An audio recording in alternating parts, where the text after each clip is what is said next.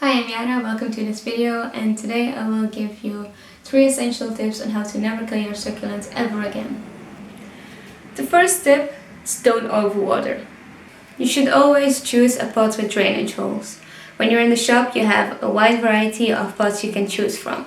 The first variety is this one. This is just a decorative pot, and most of the times they don't have drainage holes, as you can see, which is bad for your plant because the excess water can't leave, and so there's a higher chance your plant will develop root rot when it's in this pot. The second pot you will see in shops is this one, and this type of pot is just a plastic pot and they always have drainage holes, so this is a better choice when choosing a pot for your plant.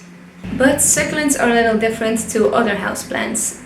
They don't really need a lot of water, so it's even better to choose this type of pot. This is a terracotta pot, and a terracotta pot will prevent overwatering the most. The soil will dry out a lot quicker than soil in a plastic pot, so this is even better for your succulent. Second thing you should look for is good draining soil. This means that when you're in the shop, you should look out for soil that is specifically made for cacti and succulents, or you can buy regular soil, but then you should add things that will help with the drainage. For example, sand, rocks, perlite, pumice. The last thing to help you prevent overwatering is to let the soil dry out between waterings. To do this, you should use a wooden skewer and put it in the soil. If the soil sticks to the wooden skewer, it means that the soil is still wet. My second tip on how to never kill your succulent again is to give it the right amount of light. Succulents need a lot of sun. They need at least 6 hours of sunlight a day, and they prefer morning light over sun in the afternoon. You should also keep in mind that glass acts as a magnifier, so sometimes when they're behind a window and they're not really used to the amount of sunlight, they will get sunburn. When choosing the perfect spot for your succulent, you should go for a south or west facing window because that's where most of the sunlight will be throughout the day.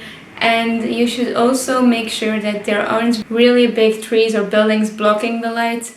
My third and also my last tip is to get to know your plant. What I really mean by this is that you should observe the signals, the signs that your plant is giving you. Sometimes your plant is not happy and he tells you by, for example, the leaves turning yellow. This means the plant is overwatered. Sometimes the leaves will get wrinkles on them. Then the plant is underwatered.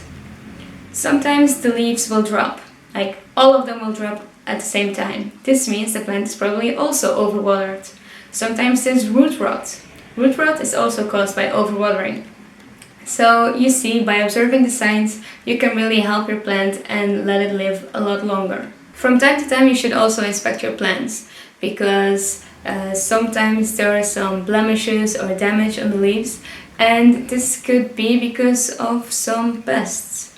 And pests are easy to control when you catch the problem at an early stage, but if you wait a long period of time and the manifestation just gets bigger and bigger, it will be a lot more difficult to get the pests away and control the manifestation itself. So my tip is to act quickly and just inspect your plant on the regular to prevent a big manifestation. These were my 3 tips on how to prevent killing your succulent ever again. I hope you liked this video, I hope you learned something, and see you next time. Bye!